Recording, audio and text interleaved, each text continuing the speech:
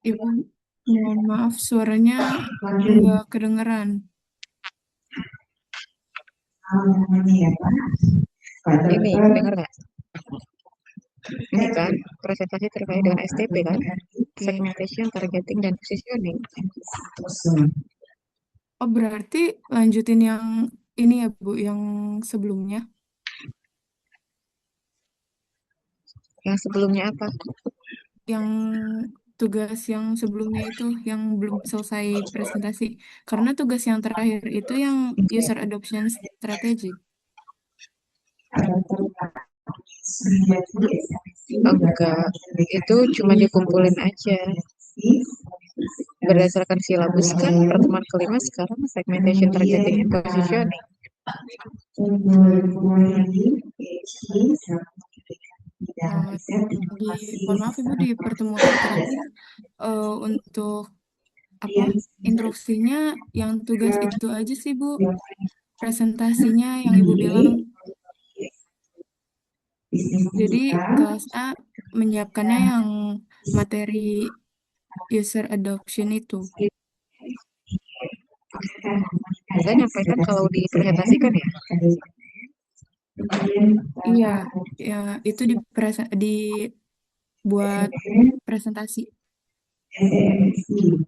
Oke, kalau gitu berarti minggu depan silakan disiapkan untuk presentasi STP ya. Ada berapa kelompok? Baik Ibu. Ada 5 kelompok. 5 kelompok. Berarti di sini silakan ada 2 kelompok yang presentasi ya di pertemuan kelima dan juga di pertemuan ke-13 ya. Yang satu nanti akan saya siapkan.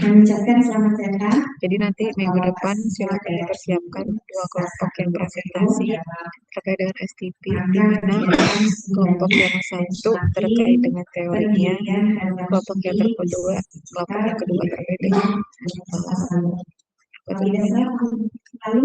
study case-nya yang terkait dengan STP. Seperti itu. Bisa dipahami? Bisa ya Bu? Oke. Silakan ditentukan aja di random 3 siapa yang mau presentasi ya. Kemudian silakan kelompok berapa berarti yang 2 yang belum kemarin. Oh, yang belum dapat presentasi itu kelompok 4 dan 5 Ibu. Oke.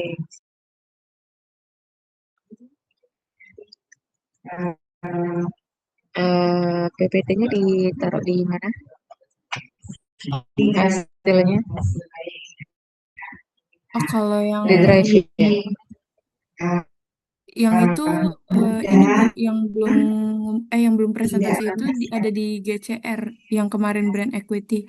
Tapi kalau yang sekarang ini yang user adoption ini belum ada Google Chrome-nya. Belum ada Google Form-nya.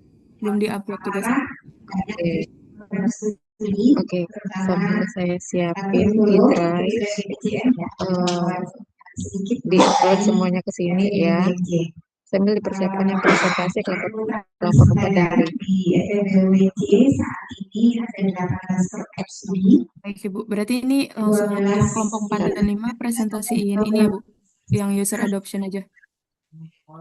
Iya, betul. Oke, baik, Dikirim Ibu. juga ya ke BCR ya. Dikirim juga ke BCR ya. Sambil saya siapin grupnya.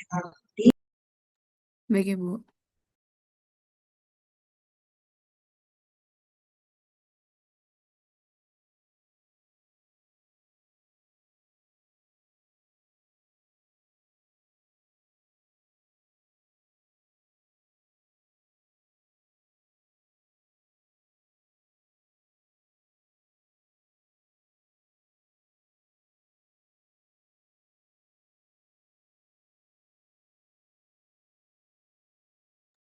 Untuk yang kelompok 4 boleh langsung share screen aja ya buat presentasiin materi yang user adoption.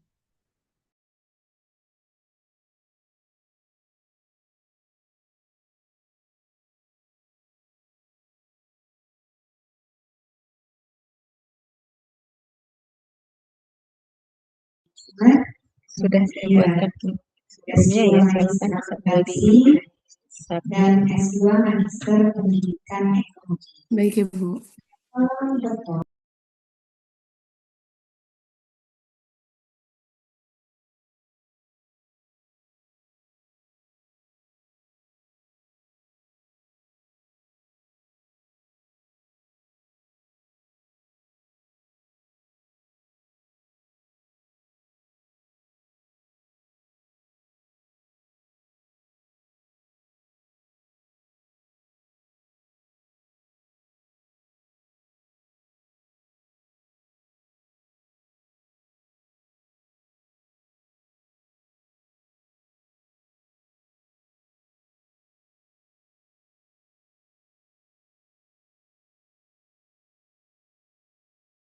Baik, izin mulai ya Bu ya.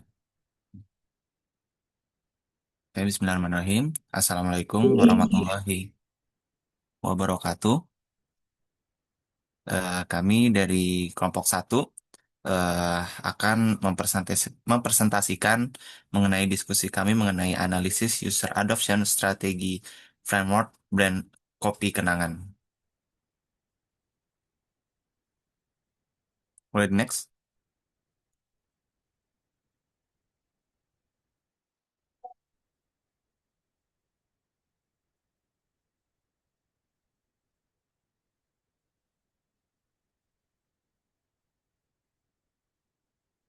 Boleh next?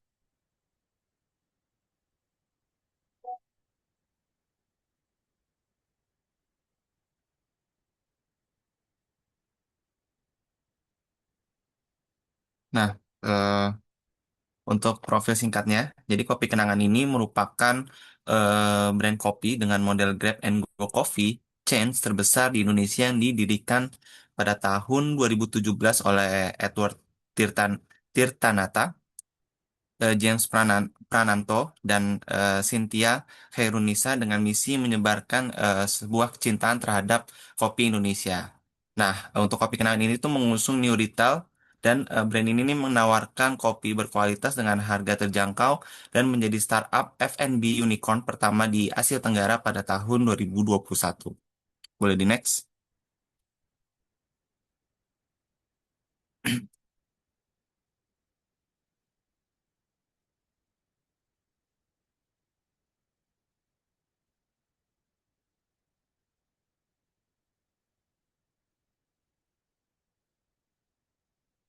Nah, pertama di sini saya akan menjelaskan dari value proposition. Jadi, eh, pada slide ini nih kami ingin menunjukkan bahwa nilai utama kopi kenangan itu bukan hanya menjual kopi, tetapi menjual kombinasi antara kualitas produk, kemudahan akses, dan kekuatan merek.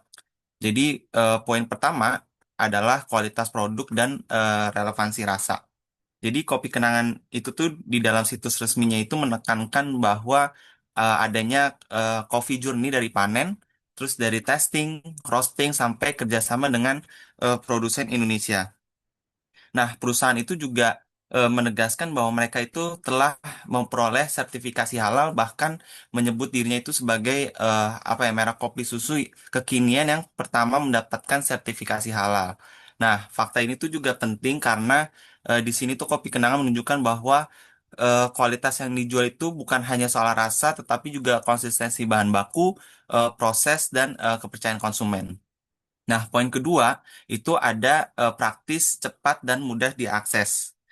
Nah, untuk di aplikasi resminya, jadi pelanggan itu tuh bisa memesan pick up atau delivery, terus bisa ngelewatin antrian, terus bisa ngumpulin kenangan poin, serta memperoleh membership deal seperti voucher, minuman ulang tahun, dan akses prioritas ke produk baru.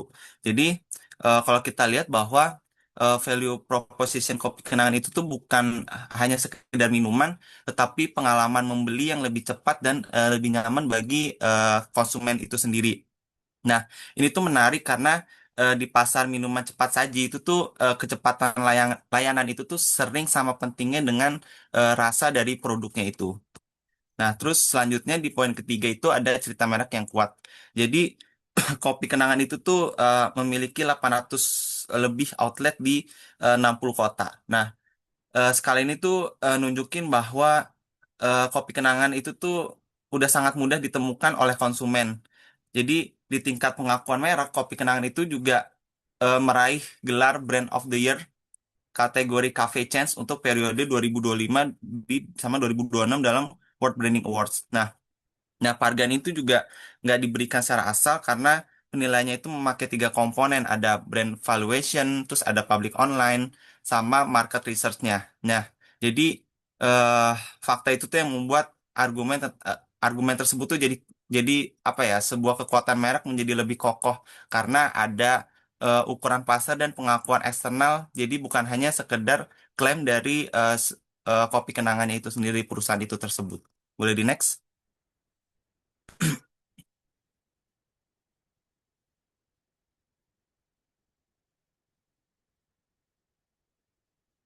Nah, untuk brand positioningnya, kopi kenangan ini nih dapat dijelaskan sebagai coffee chain lokal. Jadi, eh kopi yang menawarkan kopi harian yang pasti berkualitas dengan rasa tuh yang dekat dengan preferensi dari konsumen yang ada di Indonesia. Nah, tetapi bedanya ini disajikan dengan sistem yang modern dan praktis. Nah, perusahaan sendiri tuh menyebut modelnya itu sebagai konsep new retail karena menggabungkan pengalaman online sama offline dengan fokus pada pengalaman pelanggan. Jadi, posisinya itu ini penting karena kopi kenangan itu tuh nggak main hanya di segmen kopi tradisional biasa gitu. Jadi, eh, tetapi juga nggak sepenuhnya itu masuk ke segmen yang premium banget. Jadi mereka ini berada di tengah-tengah. Jadi produknya tetap terjangkau untuk konsumsi harian, kayak kita mahasiswa, pekerja, ataupun masyarakat lainnya. Tapi pengalamannya itu tuh bisa dibuat modern, cepat, dan terstandar. Boleh di next?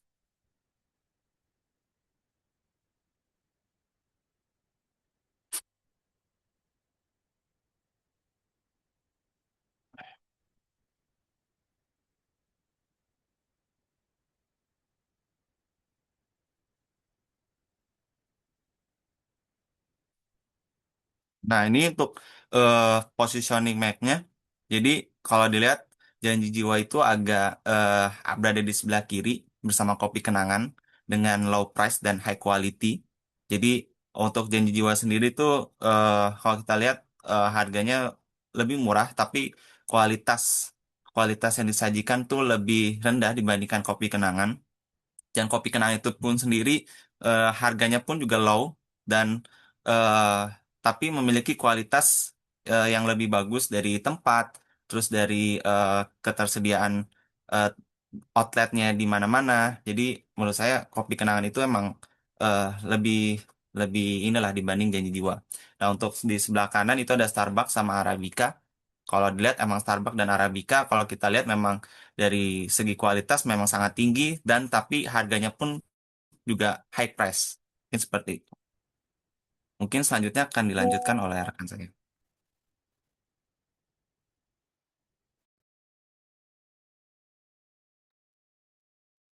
Boleh di next slide, Reva. Nah, pada bagian ini kita melihat siapa sih target utama dari kopi kenangan itu sendiri. Kalau dari segi segmentasinya itu ada demografis, ada psikografis, dan ada geografis. Kalau demografisnya itu eh, target mereka itu ada di pria dan wanita usia 18 sampai 35 tahun atau biasa disebut Gen Z atau dan milenial, pelajar hingga karyawan muda. Untuk secara psikografis, mereka itu memiliki gaya hidup yang cepat atau on the go, produktif dan sangat dekat dengan teknologi, atau bisa disebut juga digital native. Selain itu, mereka juga cenderung mencari produk dengan kualitas dengan harga terjangkau, tetapi kualitasnya masih terbaik atau value driven. Dan yang terakhir itu ada dari sisi geografis, mereka itu fokus di area perkotaan atau penduduk kota besar seperti perkantoran, mall, dan stasiun tempat di mana mobilitas tinggi terjadi setiap hari. Boleh di next.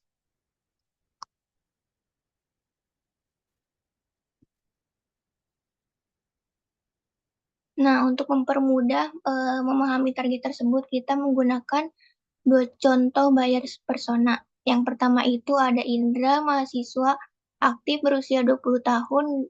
Dia itu membutuhkan kopi yang terjangkau untuk mendukung aktivitas belajar dan organisasinya. Masalahnya kopi di mall itu terlalu mahal menurut dia, dan sementara kopi saset itu kurang memberikan pengalaman yang sangat worth it. Terus yang kedua itu ada Siska, seorang karyawan berusia 27 tahun. Dia itu membutuhkan kopi cepat dan praktis sebelum rapat atau saat lembur. Masalahnya itu dia keterbatasan waktu, sehingga itu tidak sempat antri untuk membeli kopi tersebut. Dari sini kopi kenangan itu menawarkan sebuah solusi untuk mahasiswa seperti Indra itu, solusi hemat dengan rasa kopi berkualitas premium tapi terjangkau. Terus yang kedua itu untuk pekerja seperti Siska, mereka menyediakan kemudahan pemesanan melalui aplikasi tanpa antri. Boleh di next.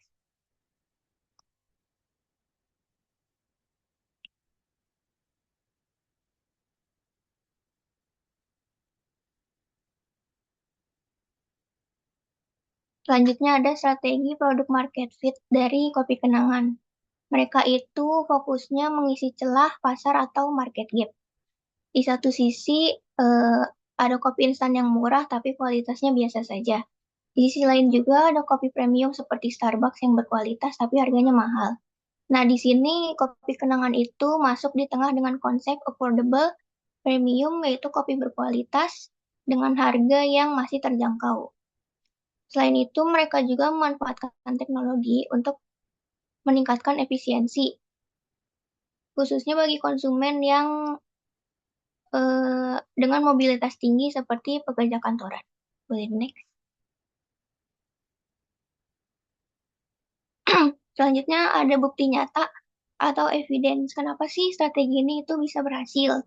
Bukti pertama itu bisa kita lihat untuk penempatan gerai kecil atau kios mereka yang strategis, seperti di lobi gedung perkantoran di kawasan Sudirman di daerah SCBD dan berbagai mall di sekitarnya. Ini itu menunjukkan bahwa mereka itu benar-benar menyasar konsumen dengan mobilitas yang tinggi. Terus yang kedua ini ada dominasi aplikasi digital yang memiliki jutaan pengguna aktif. Hal ini itu memperkuat posisi kopi kenangan sebagai brand yang tech-enable, terutama di kalangan masyarakat urban. Selain itu, strategi branding mereka juga terbukti efektif. Salah satunya contohnya dari menu mereka yang yang melalui penamaannya itu unik, seperti kenangan mantan. Nama ini itu bukan hanya menarik perhatian, tapi juga menyentuh sisi emosional dan psikologis konsumen muda di Indonesia. Dari ketiga hal tersebut itu, ekspansi gerai, kekuatan aplikasi, dan pendekatan emosional, kita bisa melihat bahwa strategi mereka tidak hanya tepat, tapi juga berhasil dieksekusi dengan baik. Selanjutnya akan dilanjutkan oleh rekan saya.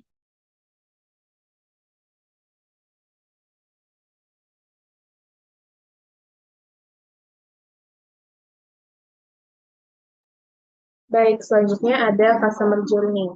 Customer journey kopi kenangan ini dari tahap awareness hingga loyalty menunjukkan bagaimana brand ini berhasil mengintegrasikan strategi digitalnya. Kemudian ada inovasi produk dan pengalaman offline untuk membangun basis pelanggan yang besar. Baik, yang pertama itu ada awareness atau kesadaran merek. Tahap ini dimulai dari kesadaran konsumen terhadap brand. Kopi kenangan ini memanfaatkan media sosial seperti Instagram, TikTok, dan X untuk membangun citra sebagai kopi lokal premium dengan harga terjangkau. Nama produk unik seperti kopi kenangan mantan atau kopi kenangan hanya untuk kamu, hanya untukmu, menjadi strategi storytelling yang memicu rasa penasaran dan kedekatan emosional. Kopi kenangan ini sudah menjual 700 cup kopi di hari pertama pembukaan gerai pada tahun 2017 dan mencapai 30 juta cup pada 2020 lalu, dengan lebih dari 600 gerai. Kampanye TikTok Challenge juga sudah dilaksanakan oleh Kopi Kenangan yang melibatkan ribuan pengguna dan kolaborasi dengan influencer lokal untuk memperkuat awareness. Yang kedua itu ada consideration dan conversion. Setelah konsumen mengenal brand, tahap berikutnya adalah mendorong mereka mencoba produk. Kopi Kenangan menggunakan aplikasi mobile dengan konsep Grab and Go untuk memudahkan pemesanan. Strategi promosi seperti free trial, terus ada diskon, program buy one get one, ini efektif menarik pembelian pertama. Kemudian ada fitur order lagi di aplikasinya, memudahkan repeat purchase juga bagi para pelanggan. Yang ketiga ada selling opportunity. Di tahap ini itu berfokus pada upselling dan juga cross-selling. Kopi Kenangan memperluas jangkauannya dengan produk-produk seperti makanan ringan, roti, atau seasonal drinks. Hal ini membuat para pelanggan itu bisa memilih produk-produk lain selain kopinya, dan apabila konsumen kopi Kenangan menganggap kalau produk utamanya itu kopi aja udah enak, maka mereka penasaran untuk coba produk lainnya. Terus yang keempat, yang terakhir ada retensi dan loyalitas. Tahap terakhir ini mempertahankan konsumen agar tetap loyal. Kopi Kenangan menggunakan program loyalitas berbasis poin di aplikasi, push notification personalisasi, dan email marketing. Konsistensi rasa dan pelayanan cepat menjadi faktor kunci juga. Terus ada juga notifikasi aplikasi seperti uh, pesan favoritmu siap dengan promo spesial hari ini. Itu membuat konsumen merasa lebih diperhatikan dan meningkatkan kemungkinan pembelian ulang. Selain itu, Kopi Kenangan ini melakukan ekspansi internasional. Salah satunya ke Filipina dan India baru-baru ini di tahun 2024. Hal ini menunjukkan bahwa keberhasilan strategi retensi yang dapat diterapkan di pasar global juga. Boleh di next. Baik, kemudian ada saluran komunikasi dan distribusinya. Yang pertama ada awareness. Kopi Kenangan ini channel utamanya pertama ada di media sosial, yaitu Instagram, TikTok, dan X, digunakan untuk kampanye kreatif, storytelling produk, dan kolaborasi dengan influencer. Terus ada PR dan media coverage. Kemudian ada offline store visibility. Lokasi gerai ini di pusat perbelanjaan dan area strategis yang memperkuat exposure brand. Kemudian dari channel configuration dan conversion, ada aplikasi mobile Kopi Kenangan, terus juga ada promo digital seperti free trial dan juga buy one get one, terus ada marketplace dan delivery apps seperti GoFood, GrabFood, Shopee Food. Ini memperluas akses bagi konsumen yang tidak datang langsung ke gerai. Kemudian channel dari segi selling opportunity-nya juga ada in-app cross-selling, yaitu rekomendasi menu tambahan seperti roti dan seasonal drinks saat checkout di aplikasi. Terus juga ada bundling promo di tokonya. Terus juga ada campaign digital dan offline, seperti kampanye Kenangan Heritage yang memperkenalkan varian kopi lokal premium. Dan yang terakhir itu ada retention dan loyalty, itu channel utamanya ada di program loyalitas aplikasi dengan sistem poin yang bisa ditukarkan menjadi diskon atau produk gratis. Kemudian ada push notification, email marketing, dan juga ekspansi internasional. Jadi konsumen itu yang rutin membeli kopi selalu pada aplikasi bisa mendapatkan poin dan dipantaskan dengan produk gratis dan juga diskon. Boleh di next.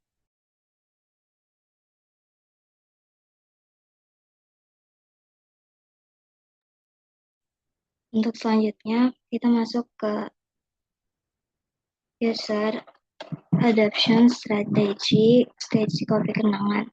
Yang pertama, pada tahap traffic, ini untuk meningkatkan awareness dan menarik konsumen baru, Kopi Kenangan ini memanfaatkan berbagai channel digital untuk menarik target pasarnya. Di antaranya itu, pertama, sosial media marketing Kopi Kenangan memanfaatkan berbagai platform media sosial seperti Instagram, TikTok, X, Facebook, dan YouTube untuk memperluas jangkauan audiens mereka dan membangun awareness melalui konten yang mereka bagikan. Boleh di next. Yang kedua itu konten marketing, konten yang beragam seperti feed, real, trend-based content, dan storytelling yang gak hanya fokus ke promosi produknya aja, tapi juga bertujuan untuk membangun kedekatan emosional dengan audiens. Di next. Selanjutnya itu ada SEO, ini berdasarkan analisis menggunakan SEMrush. Website kopi kenangan ini berhasil menghasilkan sekitar 455.000 kunjungan berasal dari organic traffic per bulannya dengan keyword yang relevannya itu seperti kopi terdekat, kopi, dan kafe terdekat yang masuk ke dalam daftar top keyword mereka di Google. Di next.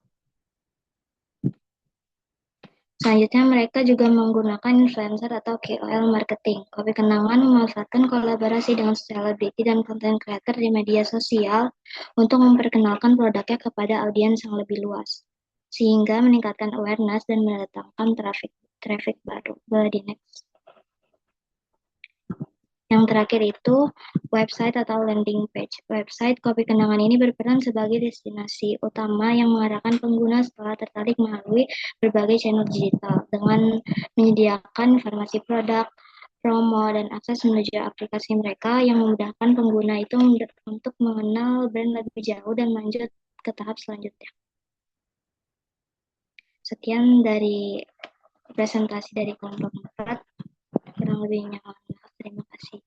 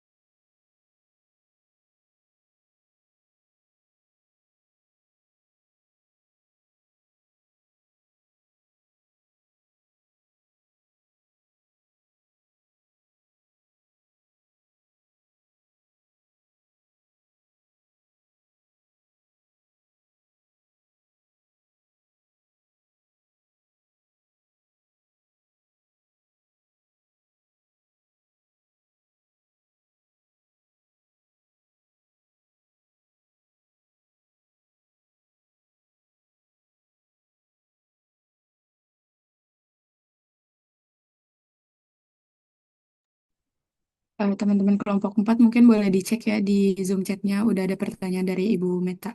Terima kasih.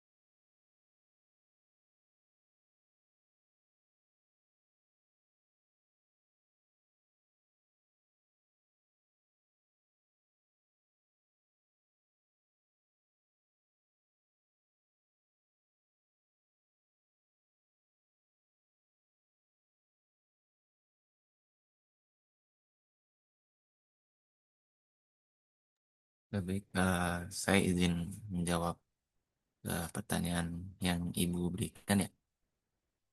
Apa perbedaan dari user adoption dengan marketing funnel? Yang pertama, yang kedua, apa indikator bahwa konsumen benar-benar adopt?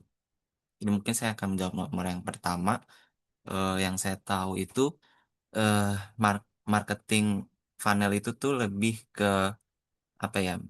Menjelaskan kayak perjalanan konsumen itu dari belum tahu sebuah brand sampai dia membelinya. Jadi fokus utama itu gimana konsumen itu tuh dikonversinya itu tuh kayak menuju ke sebuah transaksi. Jadi kalau mau diurut tuh kayak biasanya kan dibikin awareness-nya dulu. Terus dari awareness kan dia interest, terus dari interest dia mungkin bisa bisa nanti purchase atau membeli.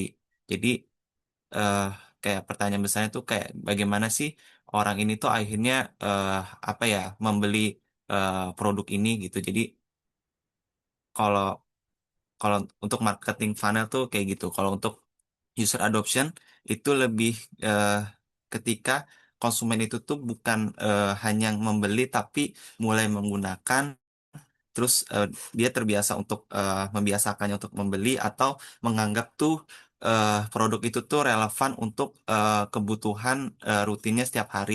Jadi kalau kayak disederhanain itu perbedaannya antara marketing funnel sama user adoption itu tuh, kalau marketing funnel itu berhenti hanya just berhenti di pembelian, tapi kalau user adoption itu tuh sama konsumen tuh kayak mulai dinilai serius gitu setelah pembeliannya. Jadi kayak nanti dia terbiasa untuk membeli setiap harinya gitu untuk kebutuhan rutinannya.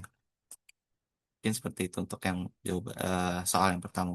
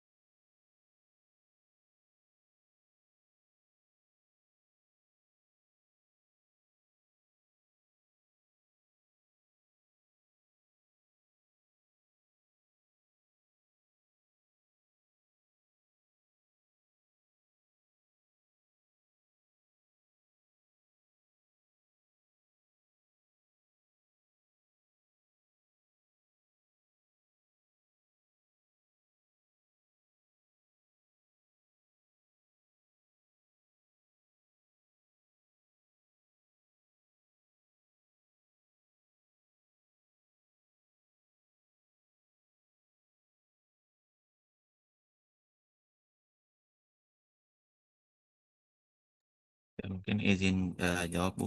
Eh, untuk eh, tugas yang tadi kita sampaikan, sebenarnya itu sudah mengarah ke user adoption, tapi memang ada beberapa eh, indikator yang kita nggak nggak nggak masukin secara detail, jadi tetap ada lebih ke marketing funnelnya. Ini tuh Bu.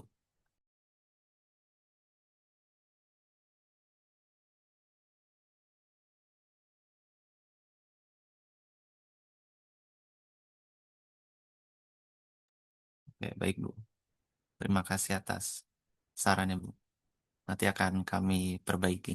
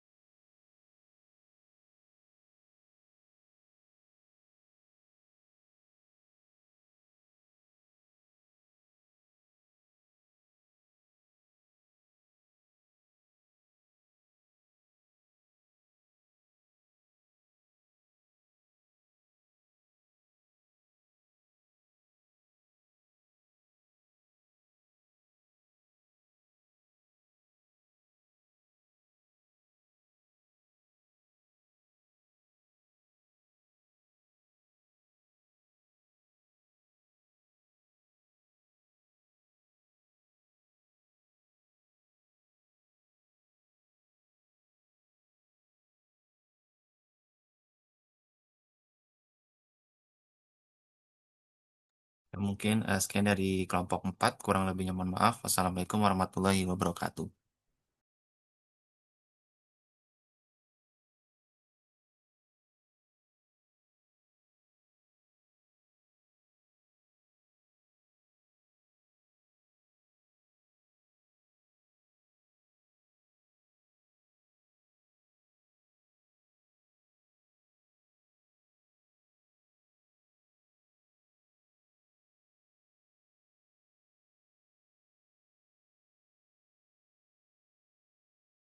Baik, selanjutnya kami dari kelompok 5 izin mempresentasikan PowerPoint kami.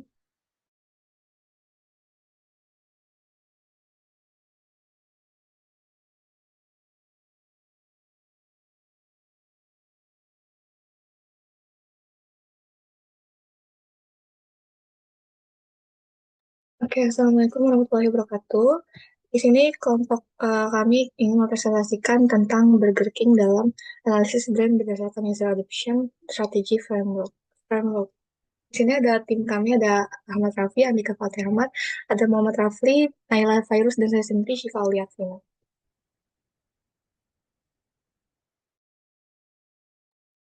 Oke, baik. Selanjutnya kita akan membahas latar belakang dari brand Burger King. Di mana Burger King ini merupakan salah satu jaringan restoran cepat saji terbesar di dunia yang didirikan pada tahun 1953 di Amerika Serikat. Nah, brand ini tuh dikenal dengan produk andalannya yaitu Whopper, yang dimana serta positioning sebagai restoran burger dengan metode memasak flame grilled yang memberikan cita rasa khas dan berbeda dari kompetitor lainnya. Nah, di Indonesia sendiri Burger King itu mulai beroperasi pada tahun 2007 setelah sempat vakum dan sejak saat itu terus melakukan ekspansi di berbagai kota besar. Nah, meskipun memiliki kekuatan sebagai brand global dengan identitas yang kuat, reputasi internasional, serta standar operasional yang teruji, Burger King masih menghadapi tantangan dalam meningkatkan adopsi pengguna baru dan memperkuat posisi di benak konsumen Indonesia. Nah, hal ini itu tidak terlepas dari tingginya tingkat persaingan dalam industri QSR yang didominasi oleh eh, brand-brand global lain seperti McD ataupun KFC. Nah, serta kehadiran brand lokal seperti Richeese Factory. Nah, kompetitor tersebut memiliki jaringan gerai yang lebih luas, strategi promosi yang agresif, serta tingkat top of mind awareness dan loyalitas pelanggan yang tinggi. Boleh di next.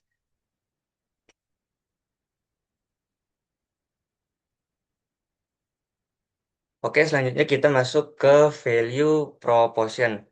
Nah, value proposition ini kita lihat dari dua aspek. Yang pertama secara fungsional. Nah, secara fungsional ini nilai utama. Proposition, bukan proportion.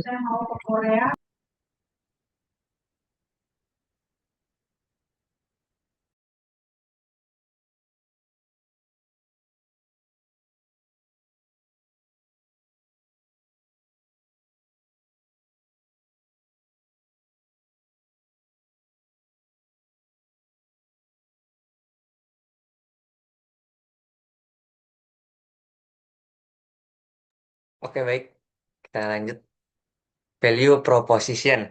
Nah, terbagi ke dalam dua aspek. Yang pertama itu ada secara fungsional. Nah, secara fungsional ini nilai utama Burger King itu didasarkan pada tiga hal. Yang pertama itu penggunaan teknologi frame grilled, yaitu metode memanggang daging di atas api yang dimana itu menghasilkan cita rasa yang khas dan berbeda dari kompetitor lainnya.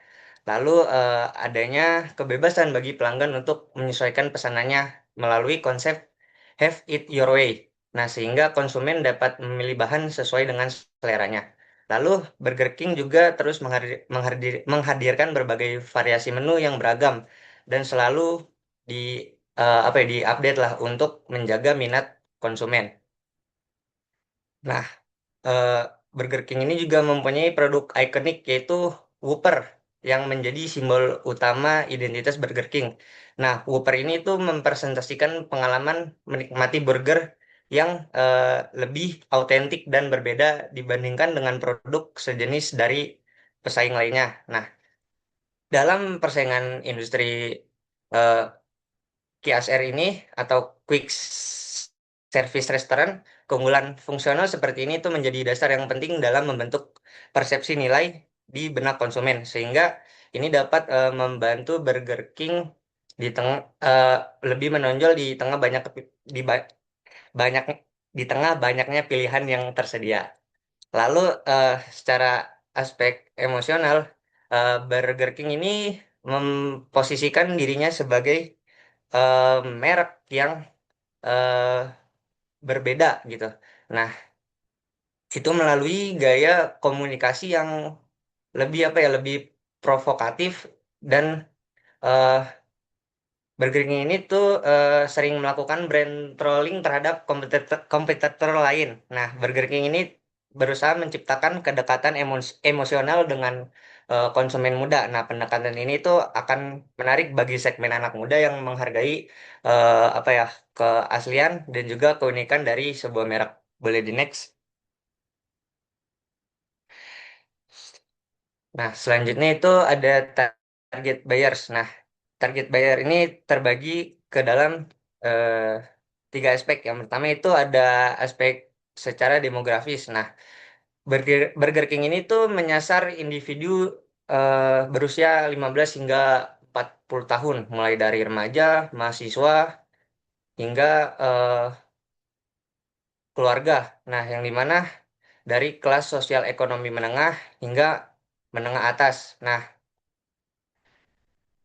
produk yang ditawarkan oleh Burger King itu bersifat universal dan cocok untuk di semua kalangan. Lalu yang ketiga itu yang kedua itu ada aspek secara geografis. Nah, di mana target konsumen Burger King ini berfokus pada wilayah perkotaan dan suburban di kota-kota besar. Nah, lokasinya itu biasanya berada di pusat perbelanjaan, kawasan perkantoran, atau area strategis dengan akses drive-thru dan layanan online delivery.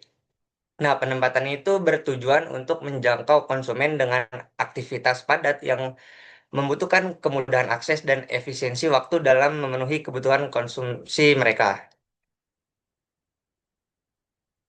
Oke, selanjutnya ada aspek behavioral. Nah, Burger King ini tuh cenderung mencari manfaat berupa kepraktisan cita rasa khas dari metode memasak flame grilled, serta kenyamanan tempat untuk bersosialisasi, bersosialisasi ataupun berkumpul gitu. Nah, konsumen juga menunjukkan sensitivitas terhadap harga dan sangat responsif terhadap program promosi seperti diskon, bundling menu, cashback, dan penawaran waktu yang terbatas. Oke, boleh di next. Nah, selanjutnya kita masuk ke brand adoption, di mana ada yang pertama relative advantage, yang itu flame grill teknik seperti yang sudah dijelaskan oleh rekan saya, bahwa di sini Burger King ini menggunakan teknik memasak dengan daging menggunakan api terbuka. Nah, untuk menghasilkan aroma yang lebih smoky. Kemudian yang kedua ini have it your way, di mana konsumen ini bisa custom menu, yaitu bisa menambah keju atau misalkan menghilangkan selada gitu kan, atau menghilangkan bahan yang lainnya. Kemudian yang ketiga itu ada porsi Whopper, seperti yang sudah tadi dijelaskan bahwa ini memiliki ukuran lebih besar dan daging yang lebih tebal gitu. Kemudian yang keempat ada posisi sebagai market challenger. Nah, di sini terdapat dari data dari top brand awards itu bahwa posisi Burger King ini menempati urutan ketiga dengan persentase 12%. Kemudian terakhir ini konsistensi value di semua segmen. Nah, bahwa melalui strategi seperti paket King Deals, Burger King ini tetap mempertahankan kualitas khas flame grillnya, di mana menu tersebut harganya terjangkau.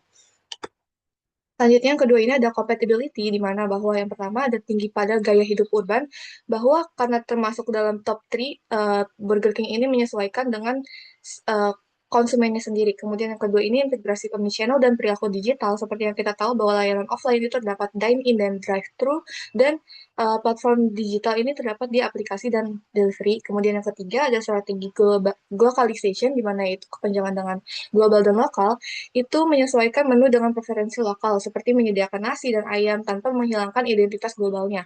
Nah, yang keempat ada adaptif terhadap tren gaya hidup sehat. Nah, ini menunjukkan bahwa kesesuaian dengan tren diet fleksitarian dan meningkatnya kesadaran terhadap isu kesehatan dan keberlanjutan. Contohnya ini ada dari poster, ini ada plant-based Whopper. Kemudian yang keempat, yang terakhir ini align dengan nilai konsumen modern. Nah, di sini Burger King tidak hanya menawarkan produk, tetapi juga menawarkan brand ini dengan nilai yang menerapkan kepraktisan, personalisasi, dan kesadaran sosial. Selanjutnya di bagian complexity, yaitu yang pertama ada sistem digital yang intuitif. Nah, di mana pengguna ini sering self-ordering kiosk atau yang seperti pada gambar, yaitu sistem um, order mandiri, di mana membuat tampilan visual yang jelas membuat proses pemesanan mudah dipahami tanpa memerlukan adaptasi yang rumit. Kemudian proses transaksi yang praktis. Nah, ini di Burger King ini biasanya kalau kita di sistemnya offline, dia bisa menawarkan QRIS atau misalkan e-wallet atau misalkan m-banking gitu. Kemudian yang ketiga, untuk struktur menu yang sederhana, di mana Burger King ini menyediakan paket-paket yang supaya konsumen ini bisa langsung menentukan menu yang diinginkan. Ada yang langsung dengan makanan dan minuman, atau misalkan hanya burger dan minuman. Kemudian ada yang terakhir, minim hambatan dalam penggunaan. Nah, keseluruhan alur pembelian yang sederhana dan tidak memerlukan effort kognitif tinggi ini membuat produk ini mudah diakses oleh konsumen baru. Selanjutnya yang keempat, yang ini selanjutnya adalah trialability, di mana yang pertama Burger King ini selalu mengadakan atau menciptakan kupon dan insentif sebagai trial trigger. Nah, ini Burger King, kalau teman-teman melihat di postingannya, Burger King ini selalu ada setiap bulannya atau setiap harinya itu selalu update kupon-kupon berdasarkan bulannya. Kemudian yang kedua ini adalah berdasarkan inovasi menu musiman. Karena matcha sekarang lagi booming, lagi hype-nya matcha, jadi Burger King ingin mengikuti tren yang terjadi. Kemudian yang ketiga ini ada gamifikasi digital, yaitu dengan cara shake and win time, yaitu kalau teman-teman menggunakan aplikasi Burger King di sini, jadi dia tuh menawarkan promo yang jadi menawarkan sebuah game yang di shake kemudian dapat kupon.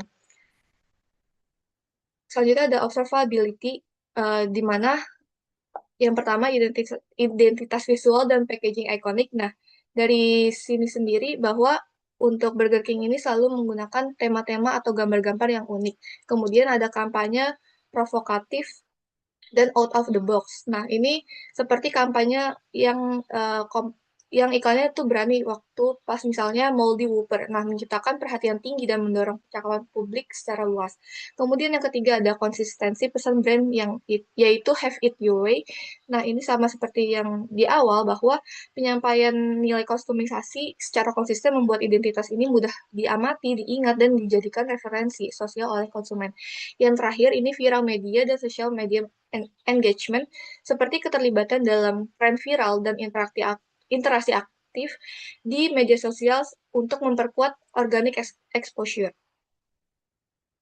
Nah, ini adalah hasil tabel kuantifikasi dari Burger King, di mana intinya pada kesimpulannya bahwa secara keseluruhan ini Burger King ini menunjukkan tingkat potensi adopsi yang cukup tinggi. Nah, terutama didorong oleh aspek trialability, bahwa dalam aspek ini walaupun Burger King sering kasih promo, kupon, bahkan fitur shake and win time yang bikin orang tertarik untuk mencoba, hampir nggak ada resiko buat dicoba. Karena jadi buat orang benar-benar makin mau mengikuti trennya.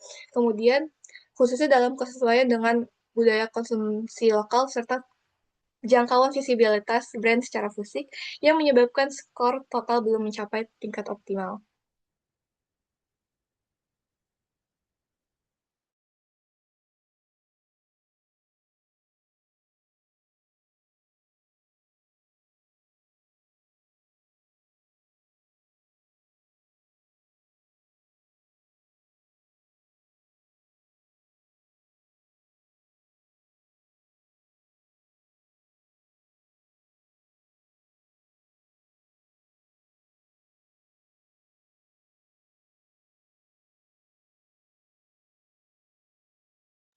Selanjutnya akan dijelaskan oleh rekan saya, Naila.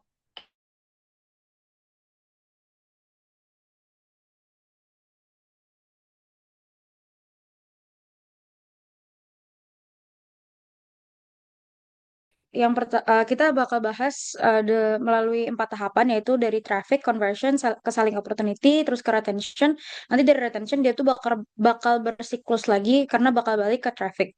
Yang pertama, pada tahap traffic itu Burger King Indonesia fokusnya eh, membangun awareness melalui 3 kanal utama ini. Yang pertama lewat social media marketing, yaitu lewat akun-akun sosial media mereka, terutama di Instagram dan TikTok @burgerking.id, yang digunakan untuk konten visual flame grilled itu tadi yang konsisten. Nah, ini tuh juga didukung oleh temuan kami dalam jurnal Analysis of Generation Z Consumer Behavior in the Food and Beverage Industry in Indonesia, yang menemukan bahwa Gen Z di industri F&B Indonesia itu lebih responsif terhadap konten yang dipersonalisasi di media sosial dibandingkan sama iklan konvensional. Terus juga yang kedua, ada kolaborasi dengan food content creator atau influencer gitu ya, yang memperoleh kredibilitas pesan si brandnya itu tersendiri, karena seringkali si Gen Z ini tuh lebih percaya konten influencer yang kesannya itu lebih organik aja gitu, dan kayak kalau misalnya iklan kan kayak benar-benar di prepared banget gitu, yang kayak bagus banget, jadi kesannya mungkin kayak dilebih-lebihkan atau gimana. Sementara itu yang ketiga ada DOH atau Digital Out of Home, yang dipadukan sama geo-targeted ads supaya eh, si Burger King itu make sure aja gitu dia si brandnya ini tuh hadir di berbagai titik fisik secara bersamaan. Kemudian selanjutnya di tahap conversion nih. Di tahap conversion itu tantangannya kayak eh, si Burger King ini tuh harus nurunin hambatan psikologisnya konsumen untuk nyoba pertama kali produk-produknya dia, nggak cuma burger doang.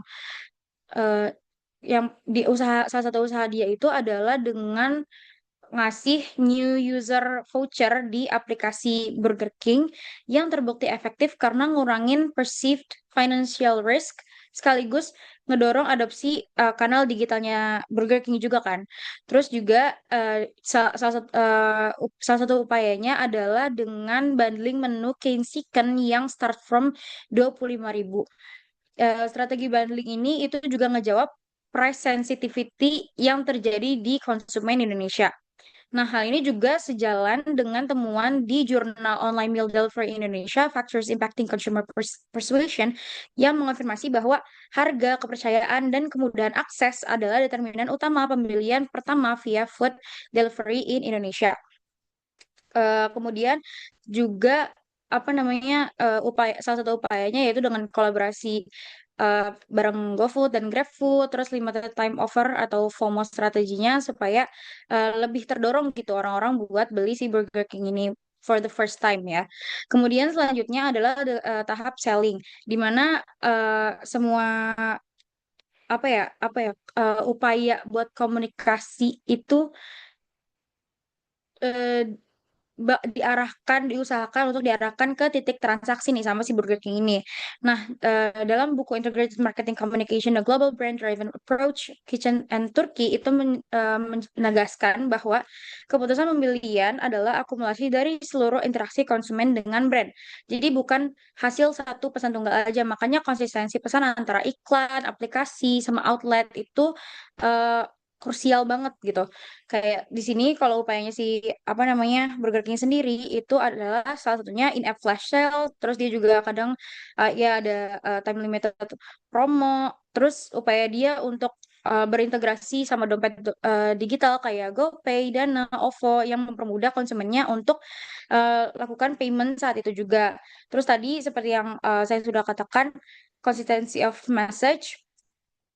Dan dia juga ngelakuin cross selling di aplikasi yang ningkatin nilai transaksi rata-rata juga. Kemudian selanjutnya adalah retention ya, yang terakhir ya, yaitu em, kalau dari data dari 25 essential QSR loyalty trends dan statistik yang diterbitin di Voucherify itu nunjukin bahwa program loyalitas QSR berbasis mobile itu bisa ningkatin frekuensi kunjungan hingga 18 hingga 18 sampai 30% dan 70% pengguna loyalitas QSR itu berinteraksi melalui mobile. Burger King ini mengimplementasikan ini lewat loyalty program berbasis poin dengan elemen gamification dia. Terus dia juga berupaya dalam bentuk push notification yang dipersonalize berdasarkan histori pembelian atau data dari si user atau konsumennya ini. Kemudian dia juga melakukan re-engagement campaign untuk konsumen yang pasif dan UGC konten yang ngubah pelanggan loyal buat jadi brand advocate organiknya yang pada akhirnya itu nanti balik lagi ngumpan ke traffic gitu. Boleh lanjut.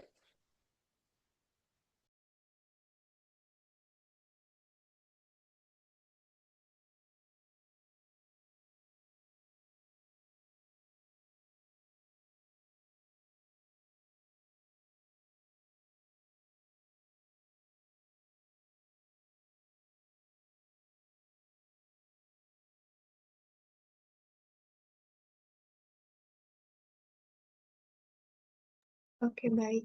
Mengingat waktunya sudah habis, selanjutnya saya kembalikan kepada Junita.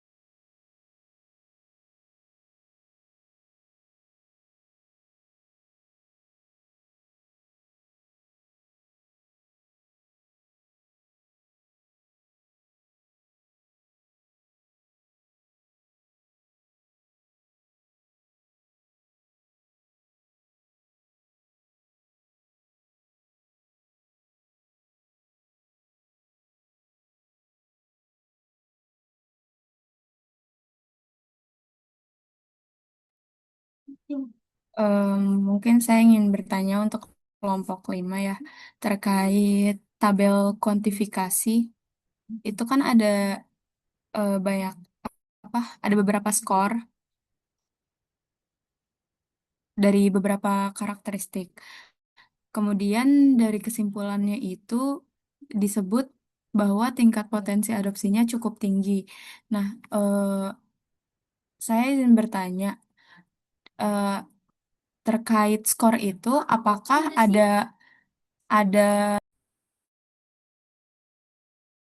apakah ada kayak apa ya kayak standarnya gitu loh untuk poin minimal untuk dikatakan tinggi atau cukup tinggi itu di angka berapa? Karena ini kan total skornya 91 ya. Dan itu sudah dikatakan cukup tinggi. Saya izin bertanya, berapa sih standar untuk dikatakan bahwa potensi adopsi sebuah brand itu tinggi gitu? Kira-kira itu nggak ya? Jelas nggak ya pertanyaannya? Oke, terima kasih.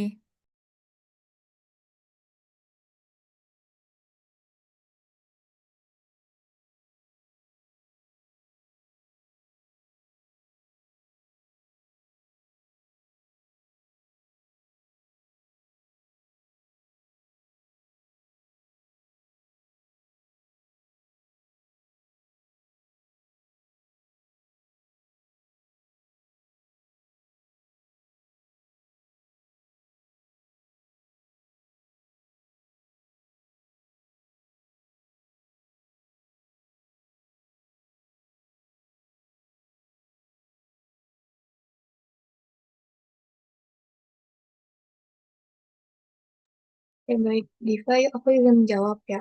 Mungkin kalau misalkan ditanya standar tingginya itu, kalau dari pembelajaran yang sebelumnya, yang sudah dipresentasikan juga dari Bu Meta, bahwa untuk di eh, important sendiri ini bisa dinilai seberapa pentingkah atau seberapa penting faktor indikator yang menurut kita penting. Nah, jadi skalanya itu sekitar 1 sampai 5 yang merupakan prioritas. Kemudian, kalau dari segi evaluasi, ini sebenarnya kemarin itu sempat dijelasin, seingat saya itu sekitar minus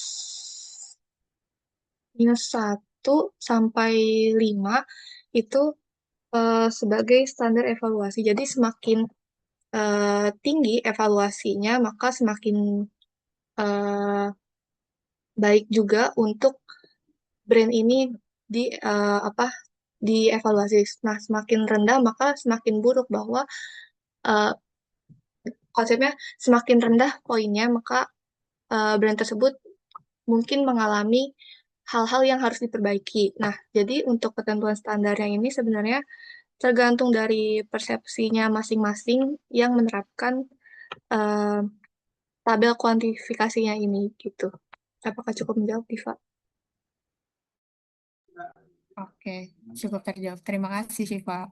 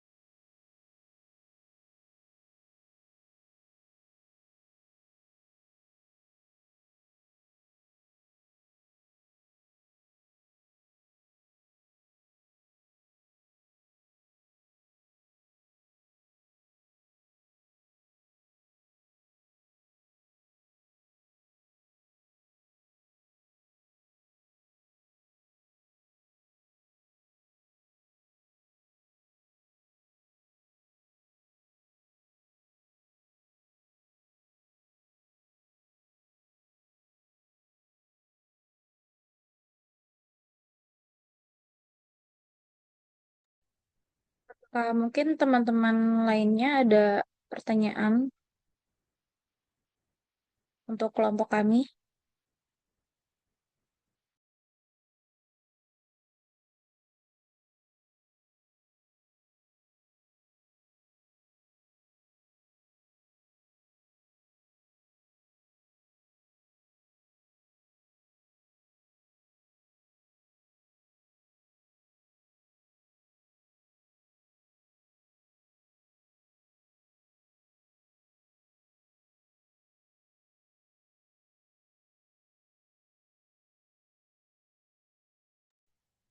Oke, baik, Bu. Kalau mungkin teman-teman tidak ada pertanyaan untuk kelompok kami, mungkin dari kelompok 5 kami cukupkan. Kurang lebihnya mohon maaf. Wassalamualaikum warahmatullahi wabarakatuh.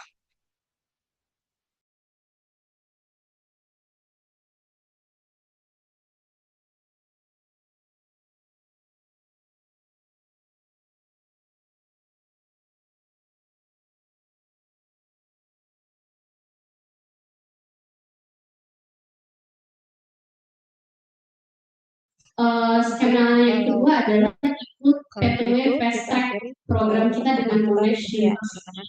Jadi nanti mereka kuliah di Jadi sini 3 wassalamualaikum. tahun, di Monash University Indonesia 1 tahun untuk menyelesaikan S1.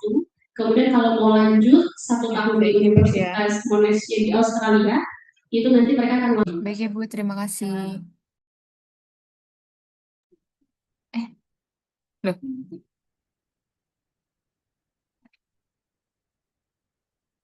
Gue bingung ini maksudnya gimana sih?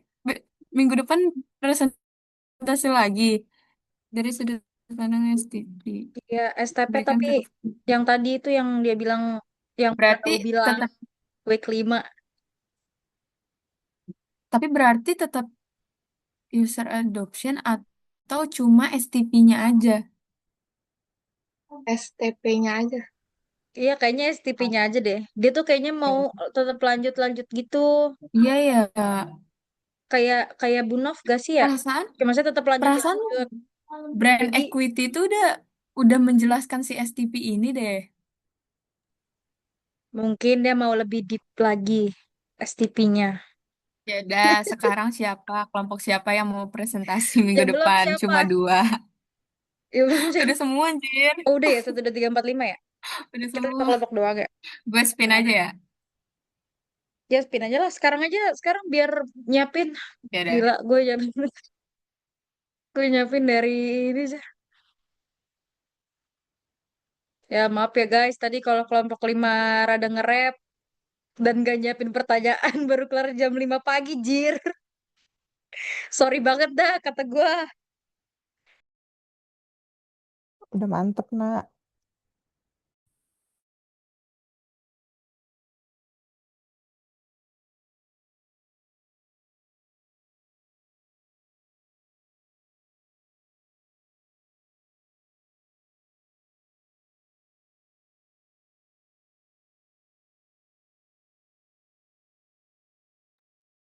Ini gimana ya? Gue nggak bisa lihat tab.